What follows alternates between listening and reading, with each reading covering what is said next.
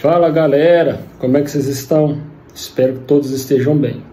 Então na aula de hoje, gente, a gente vai falar sobre a avaliação da função renal. Então quando a gente fala da função renal, são exames que fazem parte da rotina normal de um laboratório, exames que são muito pedidos, porque também fazem parte daquela mesma dieta que eu falei na aula passada. Quero fazer um check-up. Um dos exames ou alguns dos exames que serão incluídos nesse check-up serão para avaliar a função renal, porque a gente sabe que os rins são órgãos vitais para o nosso bom funcionamento. Dentro do ambiente hospitalar, são exames também que são pedidos de forma rotineira, porque várias patologias, vários medicamentos que os pacientes usam durante uma internação podem comprometer a função renal. Então, os médicos, até para fazer o manuseio adequado dos medicamentos que o paciente faz uso, eles têm que saber como que está a função renal deste paciente. Então, quais são os exames que a gente usa normalmente para avaliar a função renal? Nós temos 4 principais exames, sendo que um é como se fosse uma, entre aspas, uma especialização de um outro exame que a gente já utiliza na rotina. Então, nós temos a dosagem da ureia, a dosagem da creatinina, tem um exame que eu falei que é como se fosse um aperfeiçoamento, é o clearance de creatinina ou chamado de depuração da creatinina, e um exame mais novo que foi incorporado nessa avaliação da função renal é a dosagem da cistatina C. Então, acho que muitos nem conhecem esse exame. Se fosse perguntado em uma prova de concurso público, talvez muitos iriam marcar como falso se perguntasse se ela poderia ser usada, tá? Então hoje vocês vão saber um pouquinho sobre o que é essa cistatina C, tá ok? Primeiro exame que a gente tem como uso, como está aí para vocês, é a dosagem da ureia. A ureia é o principal metabólito da degradação das proteínas e aminoácidos do nosso organismo. Então sempre que eu quebro proteína, sempre que eu faço um catabolismo das minhas proteínas ou dos meus aminoácidos, eu tenho lá no final do processo a geração, a formação da ureia. Por quê? Sempre que eu quebro proteína, se vocês lembrarem o que forma as proteínas, são os aminoácidos. Amino vem da molécula de amônia. O que dá a função orgânica, da química orgânica das aminas, é a presença do grupamento NH3. Com o ácido, que é um ácido carboxílico, né? Então essa é a junção, tá? O que acontece? O NH3, a amônia, é extremamente tóxico para o seu organismo, principalmente para o sistema nervoso central. Então, ela tem grande neurotoxicidade. O que o seu organismo tem que fazer, então? Pôr ela para fora do seu corpo. E ela não é muito solúvel, e ela, para ser eliminada, tem que melhorar a sua solubilidade. Então, o que o seu organismo faz? Vai fazer uma série de reações para que, lá no final, ela consiga ser eliminada de forma mais consistente. Então, para a gente saber, cada ser vivo, de acordo com o seu habitat, elimina essa amônia de uma forma. Por exemplo, os peixes eliminam diretamente a amônia. Já os répteis não eliminam a amônia através da ureia, como os mamíferos. Eles eliminam através do ácido úrico. Já os mamíferos eliminam a amônia através da ureia. Uma característica importante, se eu falei lá em cima que ela é proveniente do catabolismo das proteínas e aminoácidos, então a gente já pode saber de uma informação. A minha dieta alimentar influencia nos meus resultados. Então lá na frente, quando eu for falar do tipo de amostra e da preparação do paciente, eu já posso afirmar: o jejum para a dosagem de ureia vai ser obrigatório, porque se eu faço uma alta ingesta de proteínas, eu vou ter mais matéria-prima para a formação de ureia, tá? Tem a figurinha aí no slide que mostra 2 ciclos, né? Os elementos que estão em amarelo é o ciclo do ácido cítrico, os que estão os elementos em vermelho é o ciclo da ureia. Vocês vão ver que eles são correlacionados, ele acontece paralelamente e um complementar ao outro. Por quê? Vários aminoácidos que fazem parte do ciclo da ureia são aminoácidos que são utilizados lá no ciclo do ácido cítrico, ou ciclo de Krebs, que a gente vai falar lá na frente quando for falar de proteínas. Mas lembrar que tudo lá tem origem com o tal do piruvato, que vai ser quebrado em acetil, e aí esse acetil vai entrar no ciclo de Krebs. Piruvato, só para a gente adiantar o conhecimento, pode ter 3 destinos. Ou ele pode ser usado no processo de fermentação alcoólica, que não ocorre nos mamíferos como a gente, isso é lá nas leveduras. Ou ele pode ser usado para fermentação láctica, e isso acontece, eu até falei em uma das aulas anteriores, principalmente a nível muscular, quando tem uma contração muito intensa, prática de atividades físicas muito intensa, não dá para fazer a respiração celular acontecer naquele momento. Então, para que o músculo não fique sem funcionar, eu uso mão do piruvato, converto ele em lactato e gera energia. Depois tem enzimas que pegam esse lactato, volta a ser piruvato, que acho que muitos já ouviram falar sobre a enzima chamada de DHL, o lactato desidrogenase, né? Foi muito dosada, né, na época do Covid. Ou esse piruvato pode entrar diretamente no ciclo de Krebs. Então são 3 destinos possíveis para o piruvato, tá bom? Quais que são as desvantagens de usar a ureia como marcador da função renal? A gente sempre fala, eu principalmente nas minhas aulas sempre falei, que a ureia é um marcador grosseiro da função renal. Por quê? Primeira coisa, sofre influência da dieta. Isso por si só já me dá grandes possibilidades de variação na minha dosagem, tá? Outra interferência que ela sofre influência do estado hídrico do paciente, ou seja, se o paciente está desidratado, o sangue vai concentrar, a minha ureia vai subir. Se eu hidrato muito esse paciente, corro soro, se os rins estiver funcionando logicamente, vai ter a maior eliminação de urina, automaticamente a minha ureia vai diminuir. A ureia não é excretada apenas pela via renal. Ela tem perdas, eliminação através do suor e um pouco através das fezes. Então, por que eu uso ureia? Por que eu uso creatinina? Por que eu uso cistatina para avaliar a função renal? Porque elas têm a via ou preferencial ou exclusivamente eliminação por via renal. Ureia foi produzida, não tem nenhuma função no seu corpo. Como eu falei, ela é tóxica para o sistema nervoso central. Produzir eu tenho que eliminar. Logo, se eu doso essa ureia, e essa ureia, sabendo-se que é eliminada pela via renal e começa a aumentar esses níveis, o que está me mostrando? Meus rins não estão funcionando de forma adequada, tá? Outra desvantagem da ureia, ela sofre reabsorção tecidual. O que é isso, Juliano? Como eu falei, a ureia está muito bem com água. Ela possui uma grande solubilidade. Então, às vezes, lá do local onde ela foi produzida, até chegar nos rins para ser filtrada e ser eliminada, ela vai ficar sendo reabsorvida nos seus tecidos. Então, faz com que o seu valor de ureia fique aumentado, porque ela fica circulante no seu sangue, quando ela deveria ser produzida, produziu, eliminou, tá? O que faz a minha ureia aumentar? Uma coisa nós já sabemos, dieta hiperproteica, porque nós falamos que a origem dela é relacionada à quebra de proteínas. Então, se eu faço a ingestão de muitas proteínas, como exemplo, uso de suplementos alimentares, ou como muita carne, a minha ureia tende a dar mais elevada. Então, já temos que saber lembrar que, nesse caso, para a dosagem de ureia, o jejum vai ser obrigatório. Outra causa, a gente está aí, choque hemorrágico ou desidratação aguda. Por quê? Estou perdendo volume plasmático, choque hemorrágico, estou sangrando a rodo, está saindo, o sangue vai concentrar. Desidratação, mesmo esquema, estou desidratado, o que meu organismo faz? Tenta segurar a maior quantidade de líquido possível. O que acontece com a minha ureia? Começa a subir. Outro quadro que pode promover o aumento da ureia, queimaduras e febre. Por quê? Relacionado ao catabolismo, à quebra de proteínas. Queimaduras, queimei tecido, queimei músculo. O músculo é feito de proteínas. O que acontece? Estou quebrando proteína.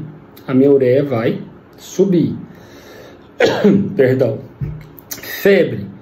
Lembrar, por que a gente tem febre? Para combater algum patógeno que está no nosso organismo. Qual que é a melhor forma de matar esse patógeno? promovendo a desnaturação proteica. Como é que eu promovo isso? Aumentando a temperatura. Se você lembrar, né, tanto as proteínas quanto as enzimas, que as enzimas são proteínas, ela tem os fatores para o seu funcionamento adequado, que é a temperatura, pH e o seu substrato, quando é enzima. Então, cada proteína tem uma faixa de temperatura para ela trabalhar. Passou desse ponto, eu começo a desnaturar. Então, cada proteína tem uma forma que pode ser globular, pode ser helicoidal, isso a gente vai falar mais à frente também. Então, quando eu aqueço a proteína, eu tendo a desnaturar essas proteínas, e essas proteínas perdem função. Então, se perdem função lá no vírus, na bactéria, eu vou conseguir matar, eliminar essa bactéria, esse vírus do meu organismo, tá? Ou diminuir a infestação, né? Outra causa de aumento, o hipertireoidismo, como nós falamos nas outras aulas. Metabolismo aumentado. Tem um hipertireoidismo, o meu metabolismo aumenta. Então, vou aumentar o catabolismo do paciente. Então, consequentemente, eu vou quebrar muita proteína. Se eu quebro muita proteína, eu estou formando mais ureia. O paciente pode ter um defeito na excreção dessa ureia. É o que acontece, por exemplo, na insuficiência cardíaca congestiva. O coração já não bombeia de forma adequada, os rins e o pulmão não conseguem trabalhar adequadamente, aumenta a volemia do paciente, tá? Causas renais que podem provocar aumento da ureia: nefrites, pielonefrites, insuficiência renal. O insuficiente renal, todos sem exceção, a ureia vai ser muito aumentada. A gente vai ver que o valor de referência da ureia é de 15 a 40, de 20 a 40 miligramas por decilitro. Um paciente com insuficiência renal, é muito comum se achar aí com 90, 100 miligramas, já dosei, já beirando os 200. Lógico, o cara é aquele paciente que urina pouquíssimos ml no dia, é aquele paciente que já está em hemodiálise, por isso que faz hemodiálise, para tirar essa ureia do seu organismo, porque ela é tóxica. Além de provocar lesões a nível neurológico, ela pode provocar uma coisa que poucos sabem, que é sangramento. Ela pode provocar hemólise no paciente. Então, eu tenho, às vezes, uma hemólise provocada por uricemia, que é aumento da... aumento da uremia, né? Então, hemólise por uremia. Por isso que o paciente tem que fazer a hemodiálise, senão vai para o beleléu, né? Podemos ter também uma obstrução das vias urinárias. Logicamente, se eu não vou conseguir eliminar de forma adequada, a minha ureia vai ficar aumentada. E aí eu coloquei em vermelho no slide uma informação, que é o uso de amostras hemolizadas. Já até falei lá na aula de fases dos exames laboratoriais. Para mim, Juliano, chegou a amostra hemolizada, é retornada para ser uma nova coleta. Por quê? Vários e vários exames sofrem interferência. Aí me perguntam, Juliano, o que tem a ver o uso de amostra hemolizada com o aumento da ureia? Simples explicar. O que é hemólise? Hemólise é o rompimento da membrana das hemácias. O que a gente tem dentro das hemácias? Uma coisinha que dá a cor hemácia, chamada de hemoglobina. O que é a hemoglobina, Juliano?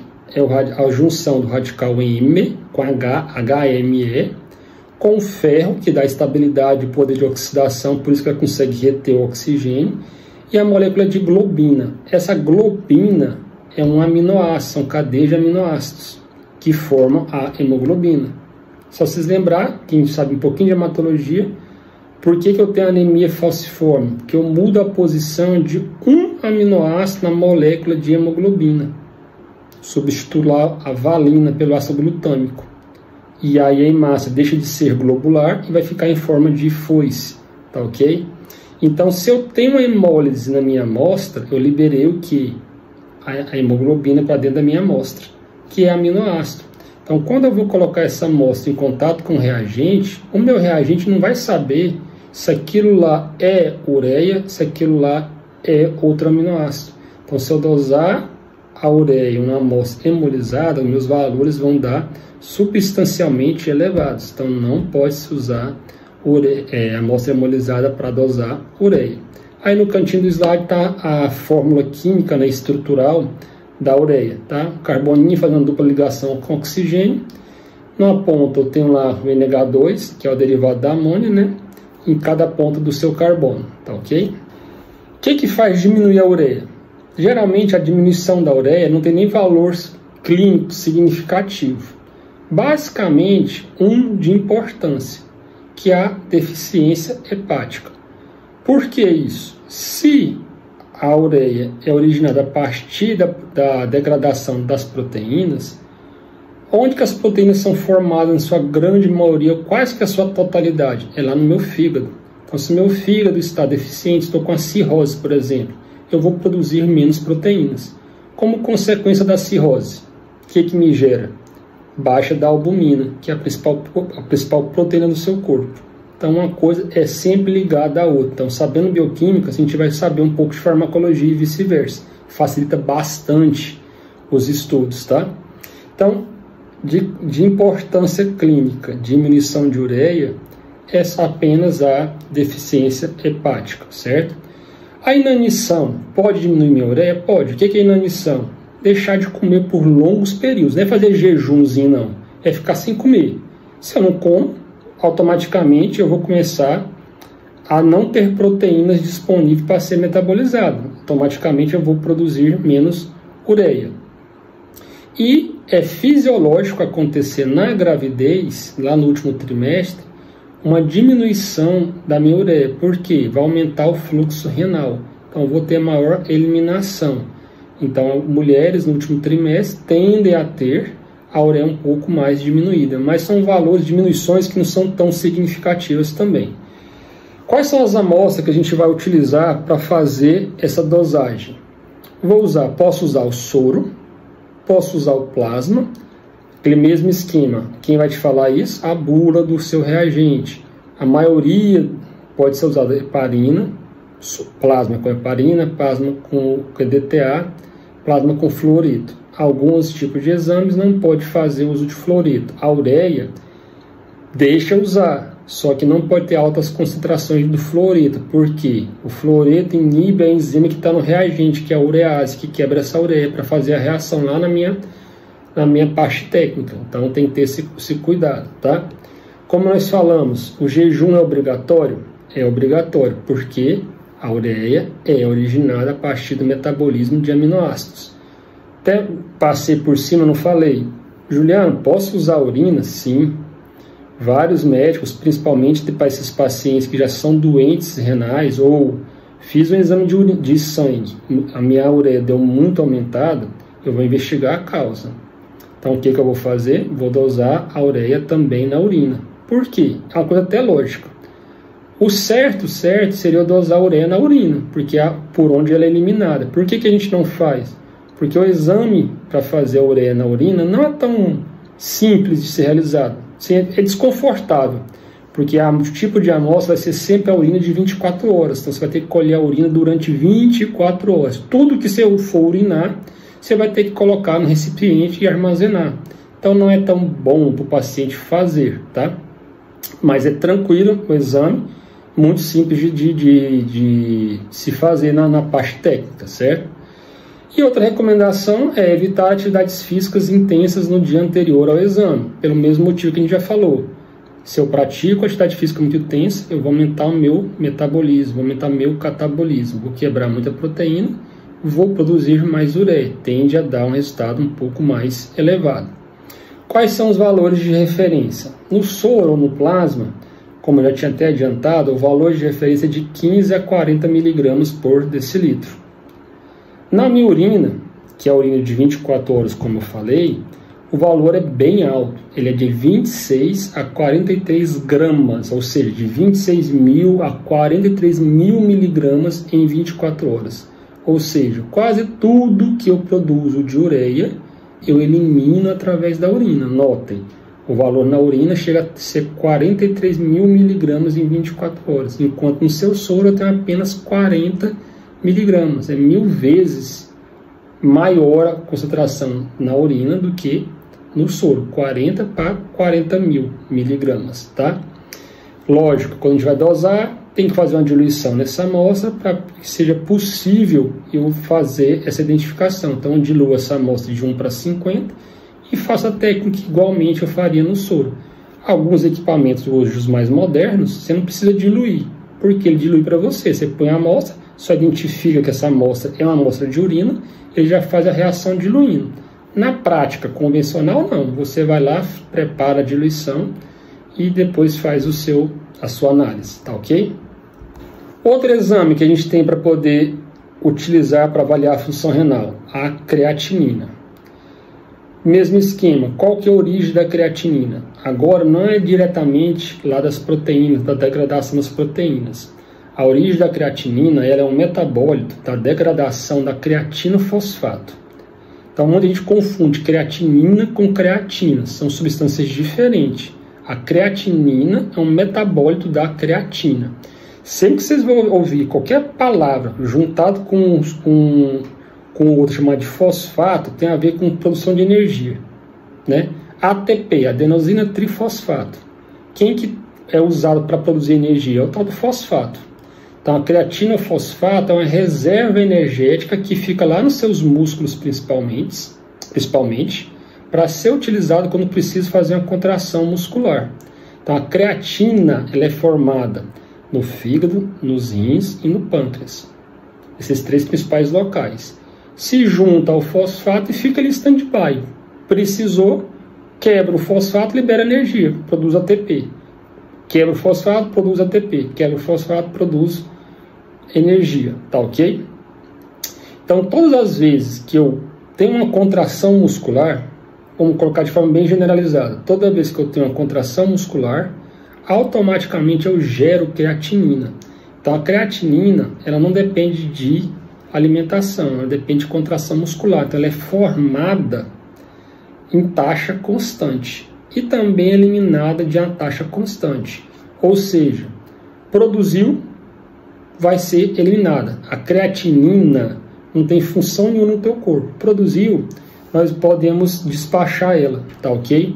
Produziu creatinina, eu posso despachar ela. Então, ela é considerada como o melhor marcador da função renal. E uma característica muito importante, ela não é tóxica para o seu organismo. Se ela ficar lá no teu sangue circulante, não vai te causar nenhum mal, ao contrário da ureia, né? Então, quais são as vantagens de usar a creatinina ao invés da ureia para avaliar a função renal? Primeiro, como até adiantei, ela é produzida a uma taxa e possui uma eliminação constante, certo? Então, todos os momentos eu produzo e ela é eliminada. Ela possui uma eliminação exclusivamente renal, diferente da ureia que a gente falou. A ureia eu possuo outras vias de eliminação. A creatinina não, ela é eliminada exclusivamente por via renal. Ela não sofre reabsorção tecidual, ou seja, tudo que eu produzir vai chegar nos seus rins para ser eliminado. Logo, se a minha creatinina começa a subir, o que está me falando? Meus rins não estão trabalhando de forma adequada. E uma coisa muito interessante, que é dos melhores fatores, não sofre influência da dieta, tá bom? Então ela tem a ver com uma pequena influência da massa muscular do paciente, mas dieta não. Então logo se conclui, não é necessário fazer jejum para dosar creatinina. No jejum para creatinina não é obrigatório, tá ok? Quais são os interferentes que a gente pode ter quando eu vou dosar a ureia do paciente? A idade do paciente, que vai também a ver com a composição corporal e com a função renal. Ao longo da vida, a função renal tende a diminuir a sua função. Sexo influencia? Sim, porque em via de regra, os homens têm a maior massa muscular do que as mulheres. E, logicamente, a massa muscular. Então, se ela é originada lá da fibra muscular, então o paciente com maior massa muscular tende a formar mais creatinina. Mas vocês vão ver que os valores de referência tem uma variação muito pequena. Então, independente se é homem ou se é mulher, vocês vão ver, o valor é muito pequeno. Tem uma variação, tem um valor específico, mas com uma variação muito pequenininha, tá? Quais são possíveis causas de aumento para a creatinina? Logicamente, problemas renais, que vão promover uma diminuição dessa excreção. O hipertireoidismo, mais uma vez, vai entrar como causa, porque aumenta o catabolismo, aumenta a quebra, né? Doenças que promovam destruição tecidual, como a distrofia muscular. Prática de atividades físicas intensas é uma coisa lógica. Toda vez que eu contraio, gero creatinina. Então, se eu faço uma atividade física muito intensa, pode aumentar a minha produção de creatinina, tá? E miopatia, doenças lá do músculo, induzida por corticoides. Então, basicamente, essas são as causas de aumento. De diminuição, não tem nenhuma com significado clínico de importância, tá ok? Qual o tipo de amostra que eu posso utilizar para fazer esse exame? Assim como na ureia, posso usar o soro, o plasma e também a urina. Lembrando que quase todos os exames bioquímicos que são feitos na urina, o tipo de amostra não é aquela urina que você coleta pela manhã para fazer o exame de urina tipo EAS. São sempre urina de 24 horas. E como a gente já falou, né, o jejum não é obrigatório para esse tipo de exame. Então, muitos pacientes vão fazer exame de ressonância, tomografia, principalmente quando está em acompanhamento de quimioterapia. Geralmente só faz a quimio se tiver exame de creatinina. Ele chega lá, o paciente não precisa estar em jejum, faz o exame, deu ok, dentro do valor, né, que o médico já espera, inicia o procedimento. Se não tiver, às vezes vai esperar para ver se os vizinhos vão melhorar essa função para poder dar seguimento à quimioterapia do paciente, tá bom? Tá aí os valores de referência, né? Como eu falei lá, independente se é homem ou se é mulher, os valores são muito semelhantes. Então, homens 0,7 a 1,2, mulheres 0,5 a 1. A maioria dos laboratórios trabalha com a faixa só, de 0,5 a 1,2, praticamente. Quando é criança, às vezes vai ter um valor um pouco mais baixo, até porque uma menor composição corporal, a massa corpórea muito pequena, tá bom? E aí, a gente vai falar agora do tal do clearance de creatinina ou depuração de creatinina. Eu adoro esse tema, em várias turmas minhas eu sempre fazia uma lembrancinha ao final do estágio de bioquímica clínica e colocava nos copinhos que eu dava para eles, aqueles copos de lembrança, essa fórmula, porque o pessoal tinha muito trabalho para lembrar, para decorar essa fórmula aí. Então esse aí, gente, é o melhor exame para avaliar a função glomerular. Então quando o médico quer saber como é que o rim mesmo está funcionando, ele vai fazer esse exame. Por quê? Como a gente falou, eu doso a creatinina no sangue, mas essa creatinina, na verdade, deveria dosar ela na urina. Por quê? Ela é eliminada pela função renal, né? Então, a dosagem no sangue é uma dosagem indireta. A dosagem direta seria dela lá na urina, mas por questões de facilidade diagnóstica, a gente faz mais no soro do que na urina. A gente falou também que, a depender do sexo, da massa muscular, da massa corpórea do paciente, pode ter uma interferência. Lá no valor de referência, você viu que o valor, a variação é muito pequena. Então, esse exame, ele é feito porque ele avalia tudo isso. Tudo que a gente não avaliou lá no sangue, esse exame do clearance consegue avaliar. Então, a fórmula é bem bonitinha. Tá aí, ó. U dividido por S, vezes VM, vezes 1,73 dividido por A. Nossa senhora, hein? Muita letra, né?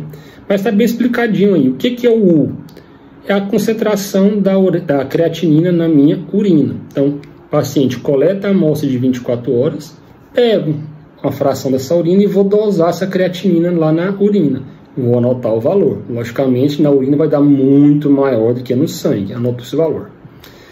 No mesmo dia que o paciente coleta a urina, ele vai coletar o sangue. Como é que acontece geralmente? Comecei a coletar hoje às 6 horas da manhã. Vou coletar até amanhã às 6 horas da manhã. Quando for amanhã, que eu vou levar no laboratório para fazer meu exame, já colho a amostra de sangue, tá?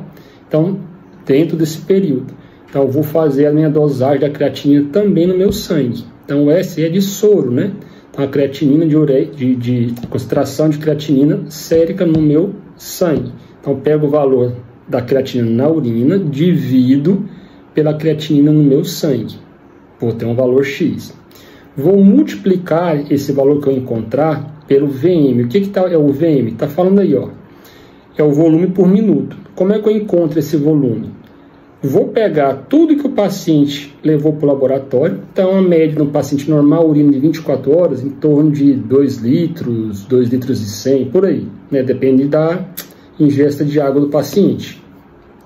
e vou medir isso na bureta. Então chega lá no laboratório, as meninas vão colocar na bureta e vão dosar. Então vai anotar lá o valor. Vamos supor que o paciente coletou 2 litros. A gente trabalha a quantidade em ml para esse exame. Então 2 litros equivale a 2.000 ml. Então eu vou pegar 2.000 ml e vou dividir por 1.440. Juliano, da onde é que veio esse 1.440? São o número de minutos em 24 horas. Então, se você pegar 60 minutos vezes 24 horas, você vai encontrar o valor de 1.440. Então, qual o tipo de urina que a gente está utilizando? A urina de 24 horas. Então, pego o que é o VM, o volume urinário, em ml, dividido por 1.440. Vou anotar esse valor e vou multiplicar depois por 1,73 dividido pelo A. O que é esse 1,73? É a minha área de superfície média corporal. O que significa isso? Quanto de área que eu ocupo no espaço. Como se eu pegasse a minha pele, se eu morresse, Deus me livre, não quero morrer agora, abrisse sobre um retângulo, vamos falar assim, e observasse quanto que a minha área vai ocupar. Por que isso é importante? Que cada paciente tem uma composição corpórea. Então, eu tenho 1,85 m, peso 85 kg. Eu ocupo muito mais espaço, tenho uma área de superfície corporal muito maior do que uma mulher que tem 1,5 m e pesa 45 kg. Então, tem que levar em consideração isso. Então, o que eu faço? Eu faço uma correção desse valor. Como é que eu corrijo isso? Eu vou pegar essa área de superfície média dos pacientes para medicina e vou dividir pela área do paciente. Esse A que está aí é a área de superfície corporal do paciente. Como que eu encontro isso, professor? Tem 2 formas de encontrar isso aí. Ou você vai usar uma tabelinha chamada normograma peso e altura, que no próximo slide vai estar disponível para vocês poderem ver, ou vai usar essa formulazinha que está no slide. Eu, depois que aprendi a usar essa fórmula, nunca mais usei a tabela, mas vocês podem usar de qualquer forma. Então, o que é esse A? O A é a raiz quadrada do peso em quilos, vezes a altura em centímetros, dividido por 3.600. Pegando meu exemplo, qual que é o meu peso? 85 quilos. Vezes a minha altura. Como eu falei, eu tenho 1,85 m, então seria 185 centímetros. E vou dividir por 3.600. Vai dar um valor lá X, que eu vou tirar a raiz quadrada. A minha área de superfície corporal dá em média 1,9, salvo engano. Não fiz aqui para poder falar, mas vai dar aí. Depois vocês podem fazer a sua área de superfície corporal. Então vocês vão ver que quem estiver assistindo o vídeo, quem for bem menor do que eu, vocês vão ver que vai encontrar um valor de 1,4, 1,43, 1,54 e assim por diante. Juliano, não quero usar essa equação. Tem outra forma? Tem. Que é essa tabelinha aí, ó, o normograma peso e altura. Vocês vão observar que na coluna da esquerda vai estar a altura em centímetros, na coluna da direita vai estar o peso do paciente em quilos, e no meio vai estar a minha área de superfície corporal. Então, com o auxílio de uma régua, eu vou pegar lá. Exemplo, eu vou pegar lá, ó. No meu caso que eu falei lá, eu tenho 1,85 m, vai estar lá entre 1,81 e 1,90 m. Vou traçar uma régua até achar o meu peso, que está lá de 85. Vocês vão ver que vai dar ali próximo de 2,1. Eu falei 1,9, não, 2,1. Então, vocês podem fazer essa brincadeira depois aí, certo? Então, cada um vai ter o seu peso e sua altura e vai conseguir encontrar a sua área de superfície corporal. Não quer usar isso? Pegue a fórmula. Raiz quadrada de peso vezes altura dividido por 3.600. Jogou, vai encontrar o valorzinho lá que vocês vão substituir na fórmula. No final, você vai multiplicar 3 valores, né? O U por S vai dar um valor, o VM, volume por minuto, vai dar outro valor, e o 1,73 dividido pelo A, no meu caso 2,1, vai dar outro valor. Vai multiplicar esses 3 valores e vai dar um valor da minha depuração de creatinina, tá ok? Qual que é o valor de referência para o clearance de creatinina, gente? Para crianças, de 70 a 140 ml por minuto. Mulheres, de 80 a 128, homens de 90 a 137. Notem, mesmo sendo um adulto, uma criança, os valores são semelhantes. Mas o que está me falando isso? Vamos pegar o valor do homem. 97 a 137. O que está me falando? Que em 1 minuto, os seus rins conseguem eliminar consegue filtrar 137 ml de urina. Ou seja, e o que ele está falando para a gente? Está retirando essa creatinina do meu sangue. Ou seja, quanto maior o meu clearance, lógico, dentro do valor de referência, é melhor. Quando esse valor está diminuindo, está falando que a minha função renal está indo para o pimba. Ou seja, pega um exame de um paciente que está em uso de antibiótico de amplo espectro. Exemplo de um antibiótico. A anfotericina B lipossomal foi desenvolvida justamente porque a anfotericina B, que existe antes da desoxicolato, é uma bomba, né? Ela prejudica muito a função hepática e renal do paciente. Então, às vezes o paciente começa a usar aí a anfotericina por causa de leishmaniose, por exemplo.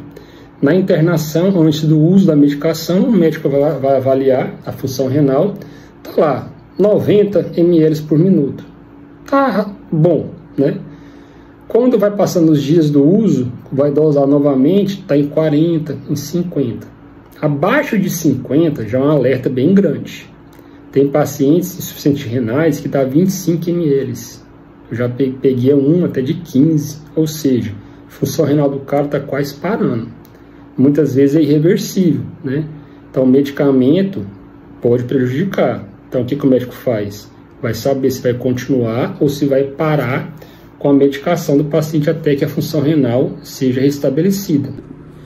Então, o médico pode solicitar o exame de clearance de creatinina para avaliar essa função renal do paciente. E aí vai fazer o prognóstico, continua ou não continua a medicação. Como está até colocado no slide aí, em vermelhinho, após os 40 anos de idade, é normal e espera-se uma redução de até 6,5 ml por minuto a cada 10 anos. Então, a cada 10 anos de idade, já é esperado que a disfunção renal nossa vá decaindo, como a gente falou lá no início da nossa aula, tá?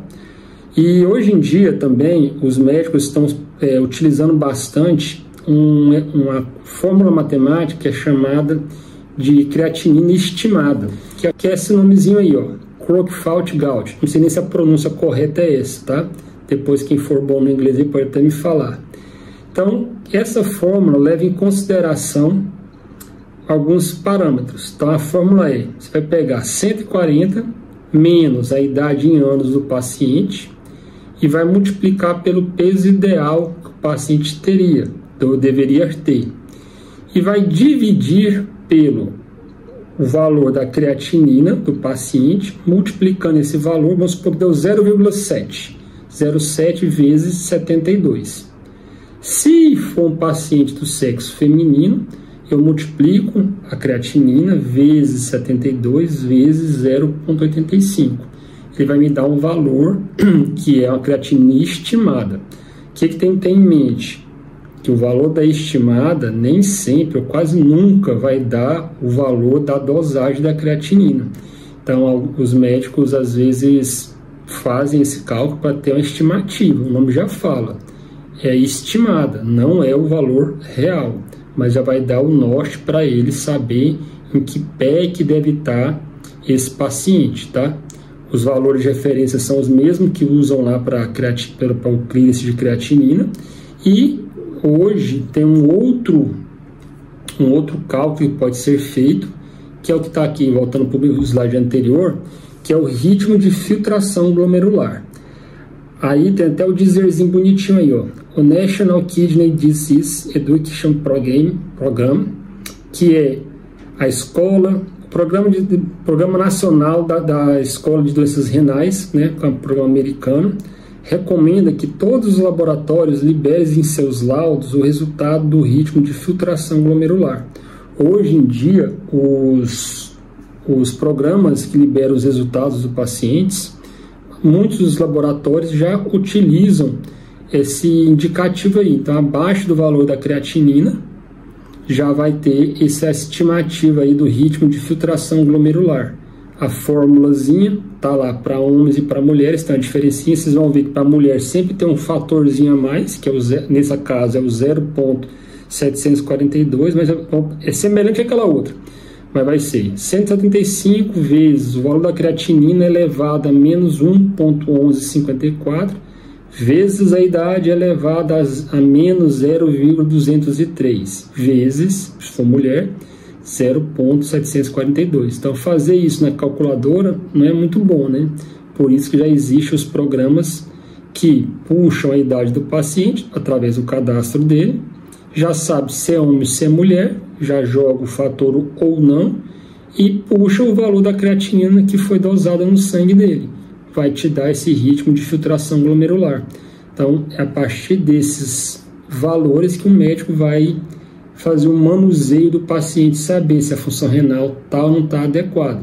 Quando vocês ouvem falar assim, a função renal do paciente está em 30%, como é que o médico sabe disso? Fazendo esse exame.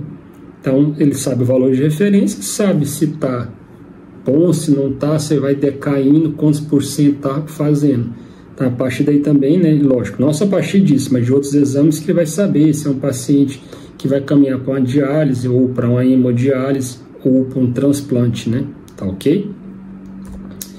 E o último exame que nós temos, que eu falei lá no primeiro slide, é o mais novo, que é a cistatina C.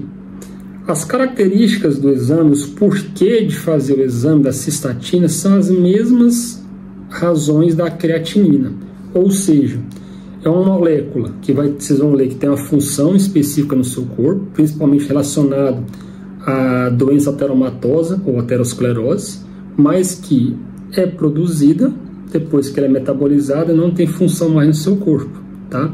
Então ela vai ser eliminada. Então ela não tem influência da dieta, não é reabsorvida e é excretada exclusivamente pela via renal. Então algum pesquisador em algum momento descobriu essas características e começou a utilizá-la para fazer a avaliação da função renal.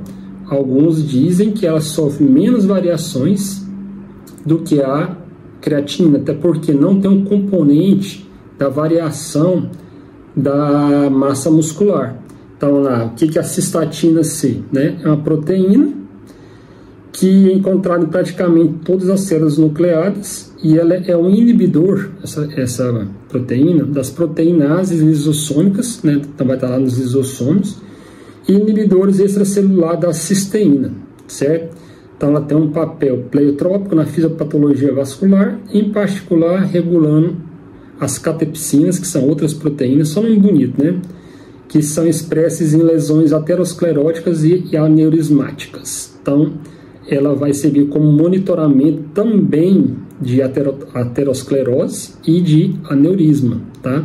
Então, ela é utilizada como marcador da função renal, mas tem uma função no seu organismo que também os médicos podem utilizá-la para avaliar esses quadros aí de aneurisma, lesão por aneurisma ou lesão por placas de ateroma, certo?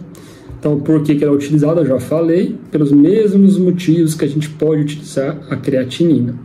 Qual que é o tipo de amostra que a gente vai fazer? Esse aqui não pode ser plasma, apenas o soro. Então, vou usar o soro para poder fazer.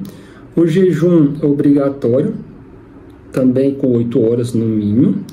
Valor de referência, de 1 a 50 anos, eu tenho um valor de 0,63 a 1,33 miligramas por decilitro. Maior que 50 anos, de 0,74 a 1,55 miligramas por decilitro. Então, o valor, inclusive, é semelhante à da creatinina, certo? Então, esse é o exame, o marcador mais recente que tem disponível aí para fazer a avaliação da função renal, certo? Então, terminamos por aqui nossa aula de função renal. Espero que muitos cheguem até o final dessa aula, sabendo que a maioria, gente, existe nos primeiros minutos. Então, se você quer ser aprovado no concurso, veja tudo. Busque mais conhecimento sempre, que o que te garante uma aprovação no concurso é sua dedicação. Nada cai do céu, nada é conseguido facilmente. Então fica a dica aí e nos vemos daqui uns dias em mais uma videoaula. Forte abraço para vocês e bons estudos. Até mais.